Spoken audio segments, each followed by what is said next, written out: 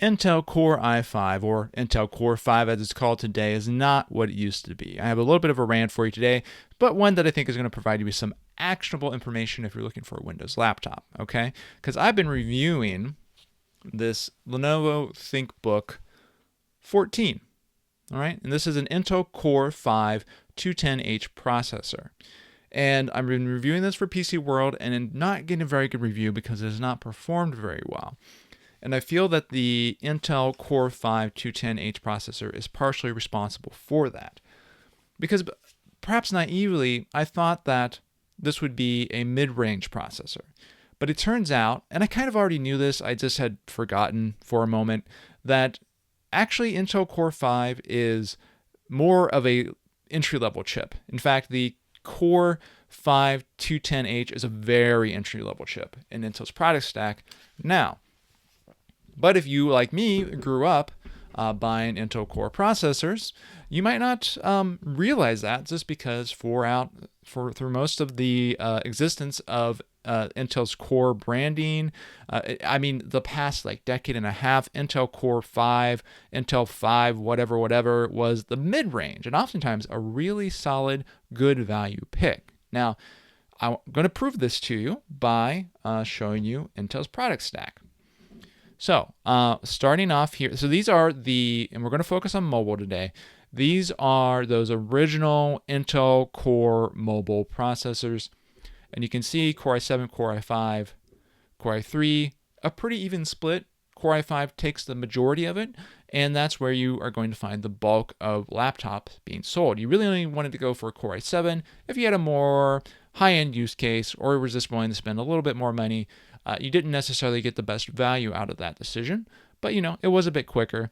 But Core i5 was always a really solid place to be. And now if we continue down the stack, I'm just going to zoom through this real quick. You can see this trend generally continues.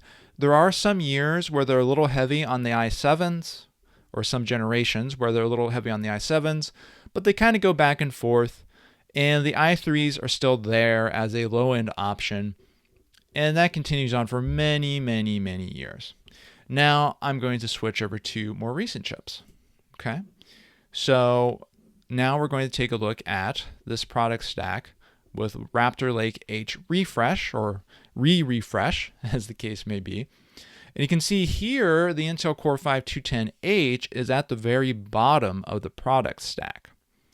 And that, this is kind of your lowest level Intel Core 5 processor, which is not part of the U series, but or this series that is, it's the Intel Core series up here, which is for the thinner, lighter systems. And by the way, that product stack's not quite accurate, where it says Core 5 220U, Core 7 250U. There are other variations, like Intel Core 7 256V, 258V, whatever.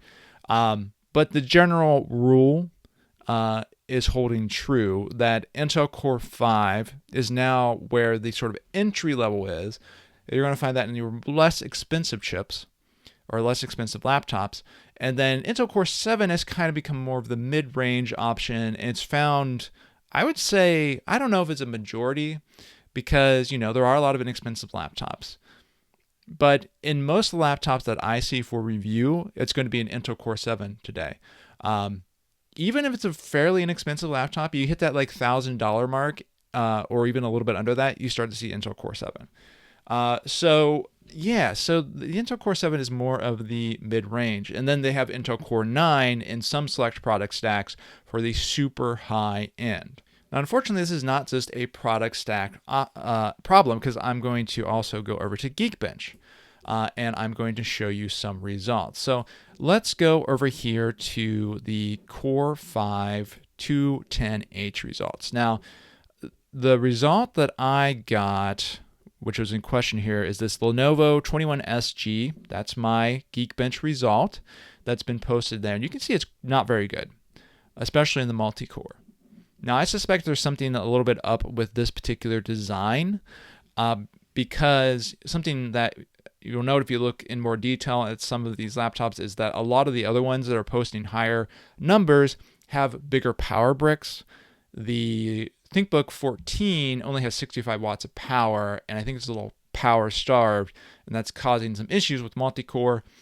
However, if we just ignore that and we still look at this Intel Core 5, let's say in this Asus Tough Gaming F16, single core 2380, multi-core 9119. So are those good results? Well, let's go up to product stack and start to look at this. If we go up to an Intel Core 7 250H, and again, I'm going to consider more the higher results here. There's a bunch of Lenovo chips here, Lenovo systems here that have that chip, and you're getting multi-cores. Single cores are similar architecture, similar single core, or same architecture, same single core, but there's more cores overall, and so you're getting 14,000s, up to about 14,000 for your multi-core. That's a pretty big difference. It's a 40% uplift, 40 to 50%, depending on which particular ones you're checking against each other. And let's go over here, though, to look at the Intel Core Ultra line. Here, you start to see the performance goes down a little bit. And that's where I was talking about with the H series being. So the H series is like a higher power consumption chip, in theory. Not in the ThinkBook 14, it seems like, but it should consume more power, be worse for battery life, and provide better performance. And indeed, we see that to be the case here with these Intel Core Ultra 7258Vs. These are getting multi-core scores in around like the 10 to 11,000 range. And then if you want the very best performance in Intel Core, you're going to be looking at something like the Intel Core i7-14700HX. And those are very high power draw for mobile processors, but you can get these scores up to 17,000 or so multi-core. If you've got a system with a lot of power, really good cooling, it can get up there. And so you can see obviously the Core 7s are quicker than the Core 5s, and by a pretty substantial amount. As you go up this product stack, this is not feeling as much like, the Core 7 is a little bit quicker. This is like the Core 5 is very, like, it does okay, but the Core 7 is really where you want to be. Now, on its own, that still might not be a problem, right? Because, well, they shifted the product stack around a little bit, but like, it's true that pricing has also shifted around. So there's no Core 3 anymore. The Core 5 systems are available under $1,000. No big deal, right? Well, maybe it is a big deal if your competitors are doing better. So let's take a look at that. And this is where we start to, I think, really run into issues for Intel with the Core 5 positioning. So this is the AMD Ryzen AI 5340. I had a laptop recently. I believe it was one of the Dell laptops that had this chip in it. This is a pretty entry-level chip for AMD, very entry-level chip for AMD, because they also kind of scaled up their product stack. But when we look at the scores for this chip, we can see that we're getting similar single core, maybe even I'd say similar single core overall to the Intel Core 5H chips. But the multi-cores compared to that 210 entry-level chip, the 210H, they're better. You're getting, multi-core scores more in the 10, 11,000 range rather than, 9,000 range if you're lucky with the Intel Core 210H. And again, these are going to be in laptops that are generally price competitive. So I would say AMD has a little bit of an edge there. And then you start to look into, more of a high-end AMD chip, like the AMD Ryzen AI 9 HX series, and you start to get into multi-core scores of 13, 14, 15,000. And these HX 370 chips, they're not that expensive. You're going to be probably paying more than $1,000 to get one of these, but like they're not that bad. And so they would be comparing to the Intel Core 7 chips, which generally, do a little bit worse. And then, perhaps most importantly, you can find these AMD Ryzen AI 9 365 chips for a little over $1,000 in some laptops on sale. I wouldn't be surprised if there's some out there that are starting to squeak under $1,000. And that is where you start to see that Intel is in a bit of a pickle with some of its lower end offerings, or just kind of across the entire range.